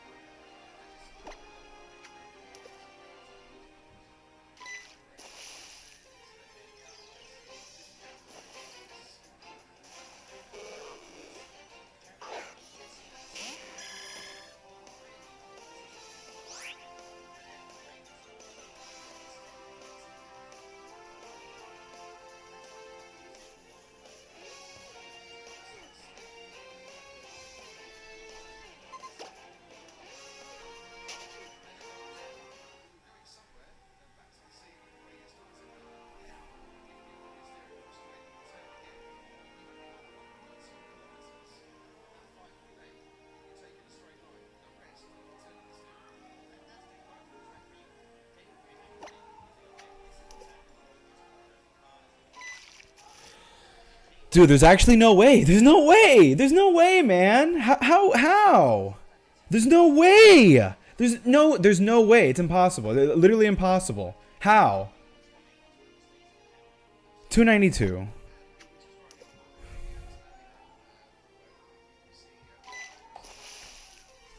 Unbelievable.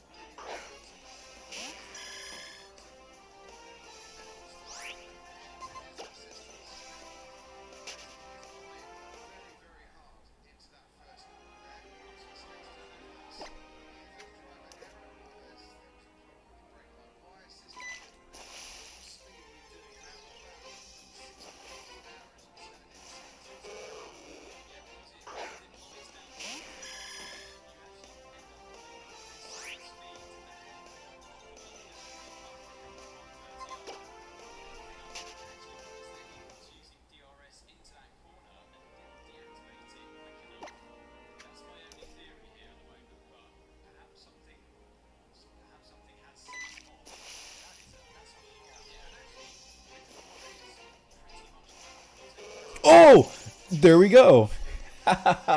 Finally. Dude, just now in my head I was like, oh, imagine like perfectly on 333. There we go. Shiny Magikarp, a female one. So that means that I need to get one male one. One male one to finish this. Is that doable? Who knows? Assuming that I can maintain my chain, I should be able to get another one soon. But that's awesome. All right, before I try to catch it, let's update the graphics here a little bit.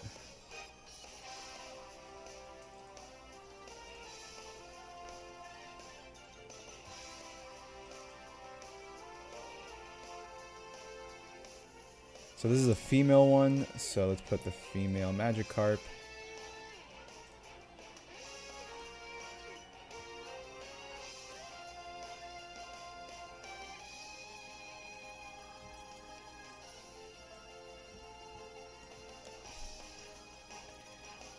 And let's do, so keep that female, change this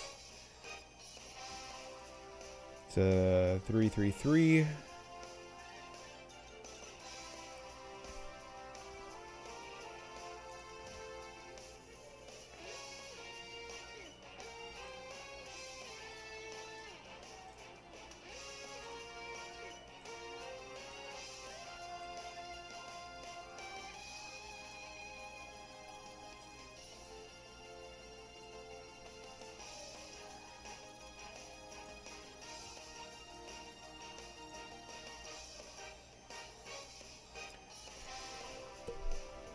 All right.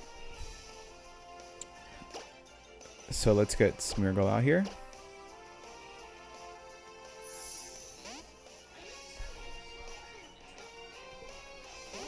Oh my god, finally, man.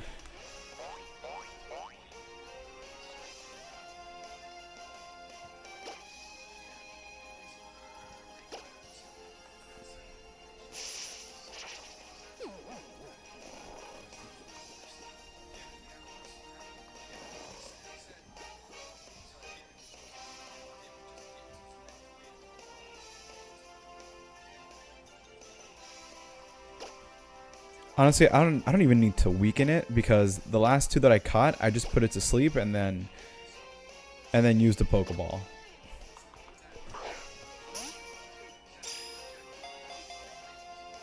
One, two, three, easy. All right, that's Magikarp number 3. So that's 2 female. I need 1 more male to get the gender differences completed.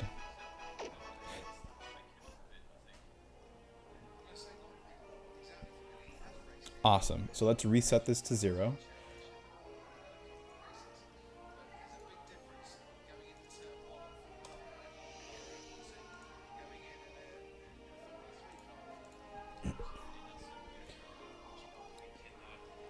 And then let me put it on my shiny hunting app.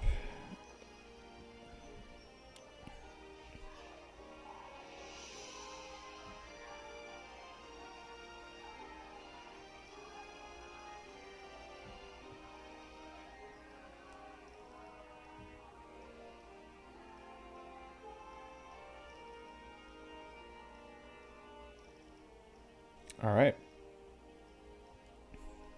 All right, cool. So I have about an hour and actually no, I actually have about 45 minutes. I have 45 minutes to try to get another one. So let's keep this chain going. Hopefully it doesn't break on the next one. That would be quite the shame if it were to happen. But let's keep this chain going. Keep the shiny odds at the best possible, and try to get another male one, because that's all I need.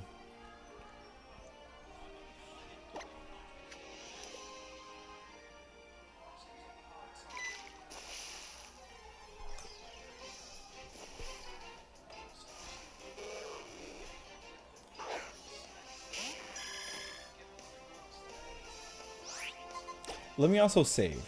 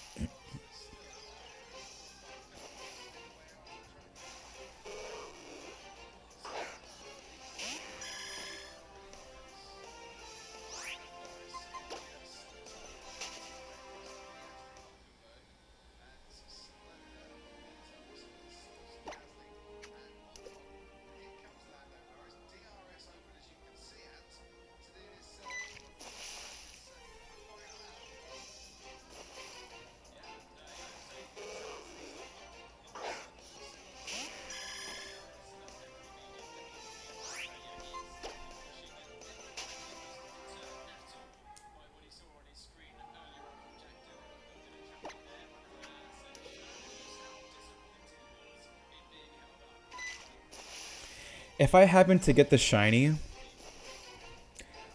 I'm just gonna end the stream after that because I'm not gonna have enough time to, of course, set up for Carvana and try to get it, within the next 40 minutes or so. So let's say I get Magikarp now in like the next 10 minutes. That's it. I'm ending the stream.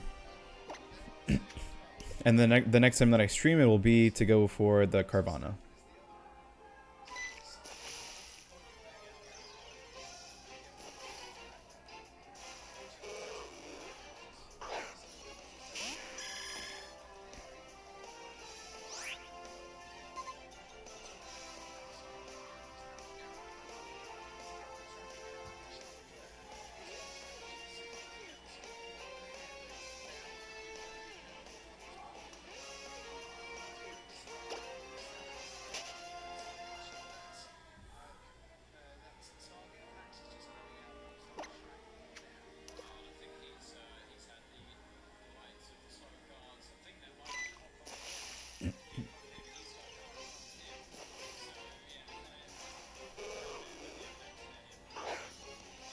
Well, assuming I should probably specify. Assuming that the next shiny Magikarp is a male Magikarp, the one that I need, then I'm going to end the stream. If it's a female one, then I'll probably just run from it.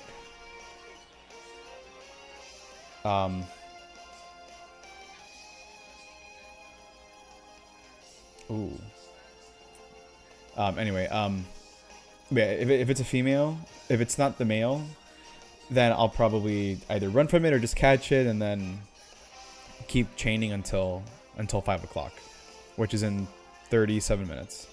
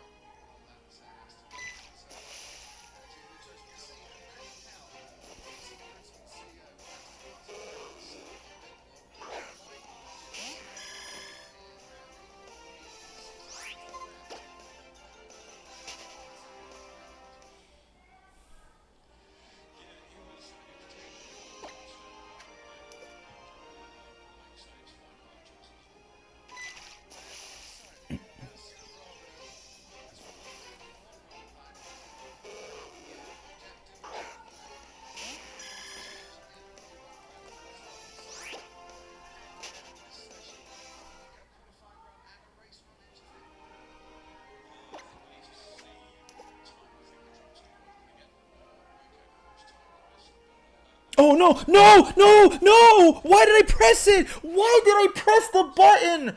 Oh my god, why did I press the stupid button? Oh my god, I cannot believe I did that.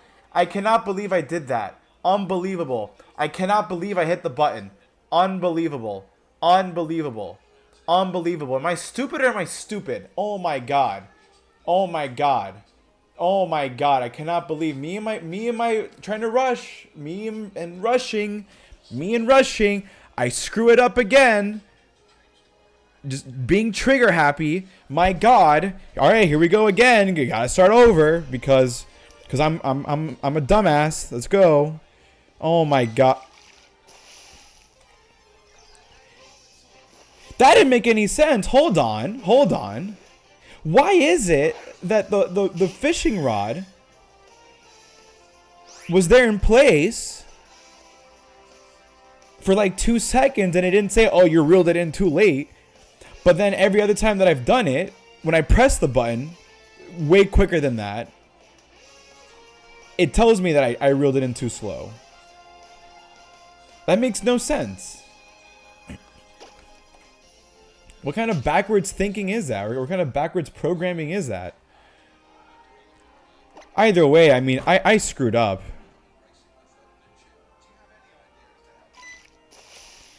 Unbelievable.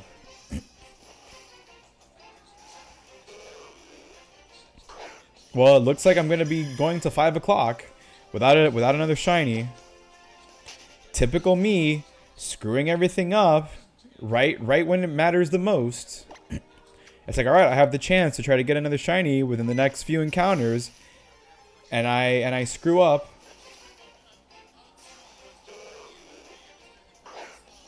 Keeping that momentum going from the last shiny to that point with 24 encounters before I break my streak. Like, unbelievable.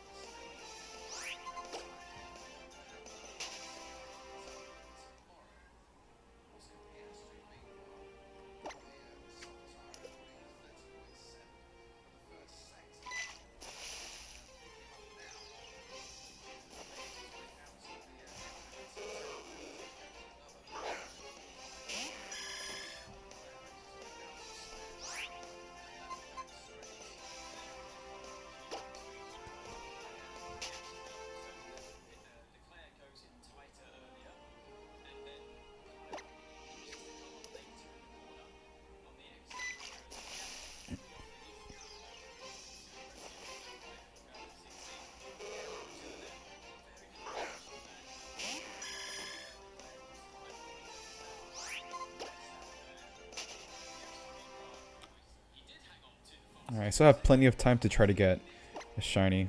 Let's see what happens.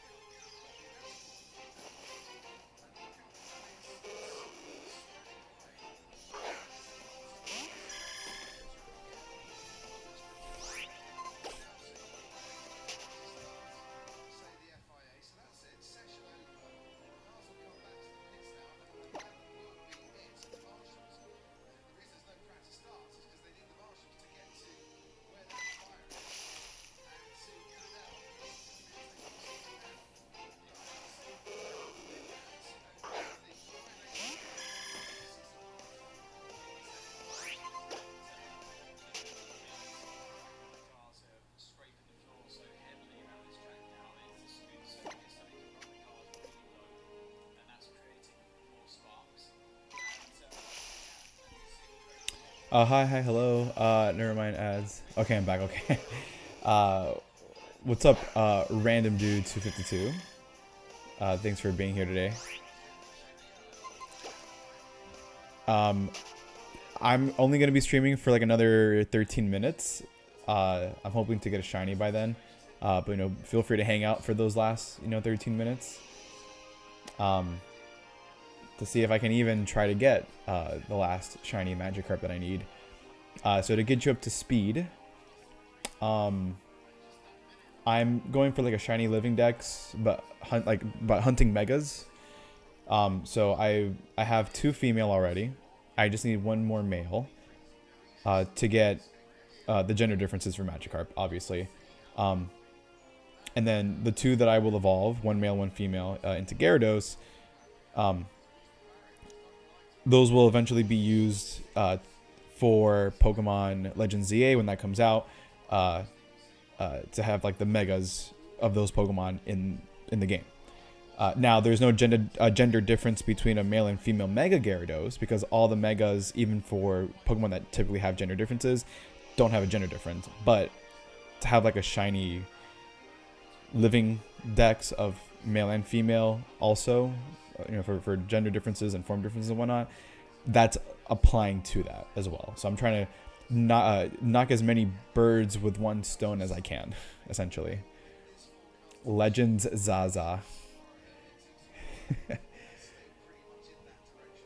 Oh, you know what? That was one thing that that we never really talked about, or that I never mentioned earlier when I was talking about the Switch 2 reveal, is that Legends ZA seems to also, or it seems to be that it's going to, or that the naming convention comes from that tournament thing that's in the game, where you go from rank Z and you work your way up to rank A, Z to A. So, if that's the case, that's kind of weird. But I'm pretty sure it also stands for Zygarde and whatever apparently new Pokemon is going to be, like new legendary Pokemon or mythical Pokemon that's going to be in the game that begins with the letter A. So we'll have to see how that goes.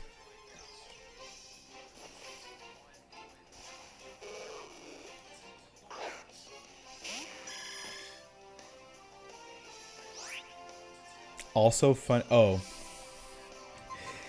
well, no longer is it there, the funny number. If I ever get a shiny Pokemon, doing any kind of hunt on the 69th encounter, I will quit shiny hunting forever. Not really, but that would be something if that happened.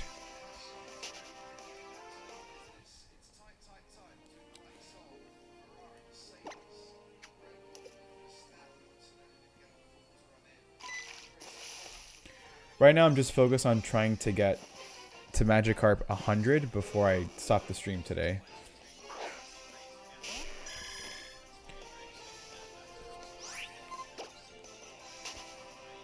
Actually, I'll probably do that. I'll keep doing the chain, or I'll keep fishing until I get to 100.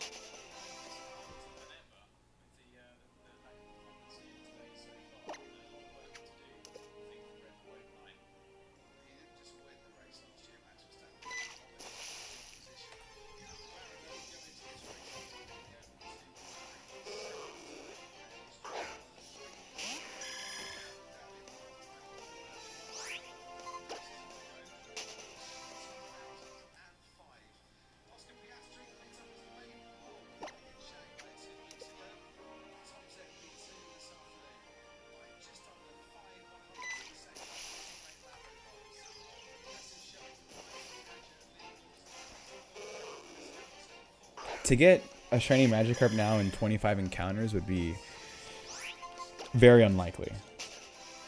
But it would be one of the best things ever. Again, only assuming if it's male, or assuming if it's only a male that I come across. So let's hope for that.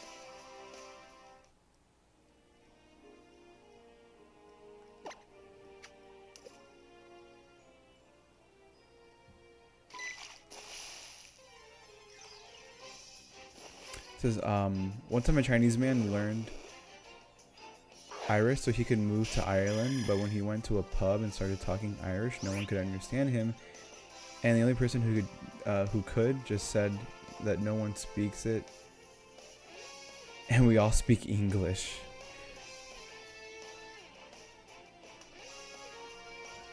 So he learned Irish Gaelic. No one speaks it, and we all speak English.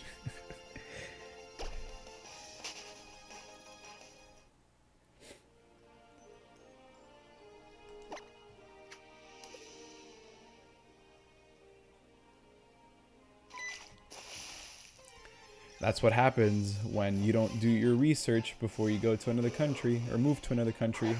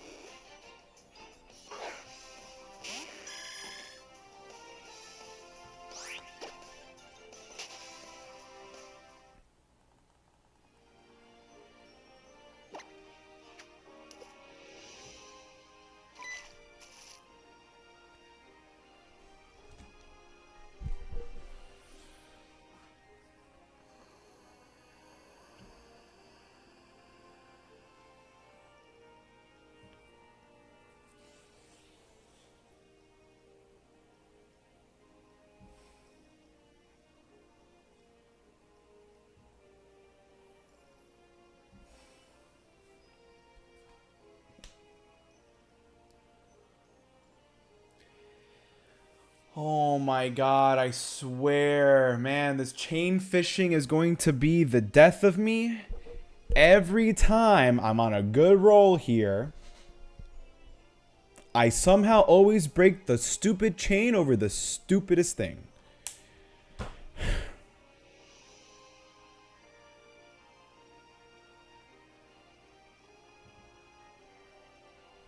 Honestly, it's not worth it to build up the chain again because I'm going to end the stream in 4 minutes and it's going to take me a chain of 20 to get to like the maximum odds. But at 100 was where I was going to stop. So even if I get to 100, I'm gonna break the chain again by turning off the game. So I'm just gonna end it there.